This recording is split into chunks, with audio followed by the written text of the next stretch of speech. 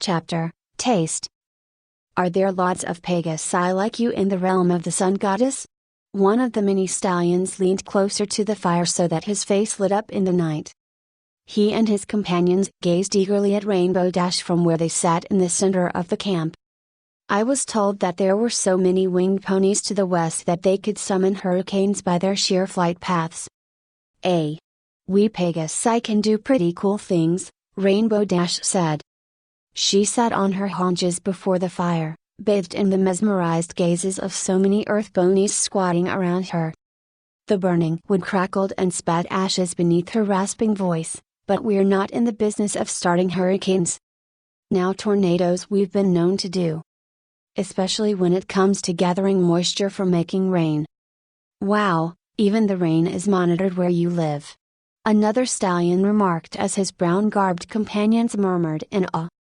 If we had Pegasi here who could change the weather, it'd make life easier. Another stallion leaned in. We'd also be out of a job. He gestured towards the wagon. Several ponies chuckled while the first stallion rolled his eyes. Still, the magic of flight is an amazing thing. It can also be a wicked awesome thing. Rainbow Dash smirked and flexed her wings. Especially when you know how to use it right. Her voice trailed off as she saw a familiar blonde sight. Sunplate was marching towards the group. He had a tray clamped in his teeth. He laid it down before the mini ponies. Once his mouth was free, he muttered in a tiny voice. There. Freshly cut. Remember, equal shares. Who are you, our mom, Sunplate? Ha ha ha ha. Heh heh. The boy's wise, Full Trot said, marching his elder frame into the ember glow as he sat down close to Rainbow Dash. You should all listen to him. If we don't conserve our food supplies, we'll faint before we get to Windthrow. Right. Enough talk. I'm famished. Iron Hoof said as he trotted by, scooped up a morsel from the tray, and began nibbling on it. The other ponies muttered under their breaths and took their shares as the tray was passed around. Iron Plate didn't look remotely hungry, despite having just served the material. He ran a hoof through his short, golden threads, then glanced across the fire. Upon seeing Rainbow's receiving glance, he once more made himself scarce. It must be a great sky city. Rainbow Dash snapped out of it.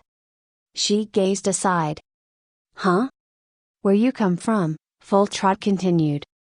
There must be a great city in the sky for so many Pegasi to be situated in one place.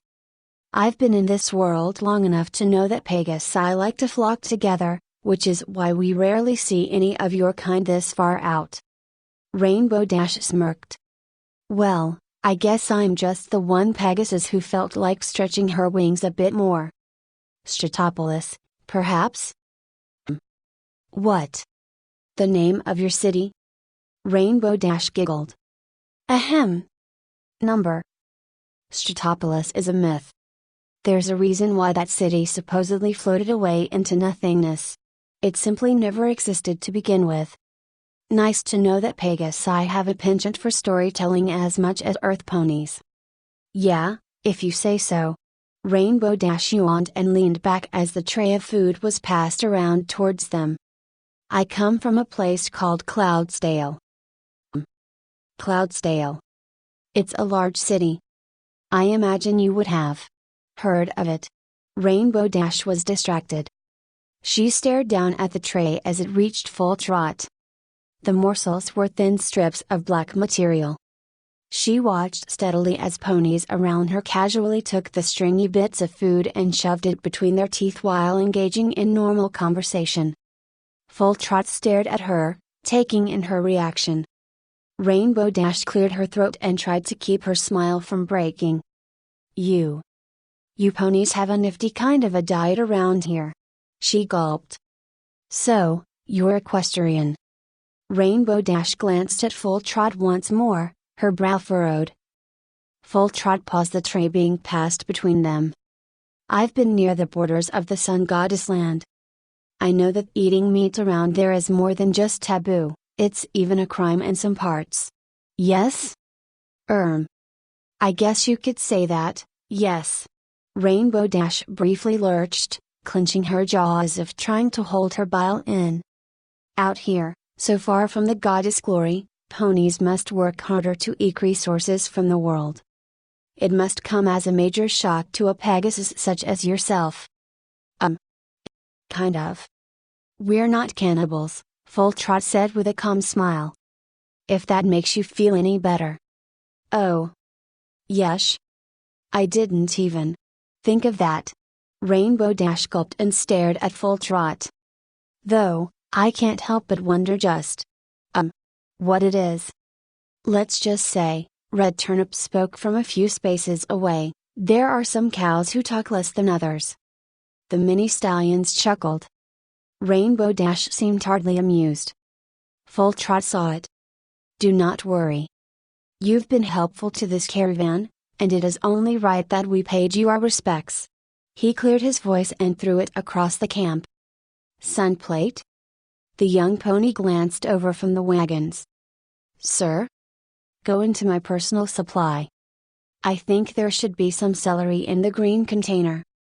But I thought you were saving that for your return dinner with your family.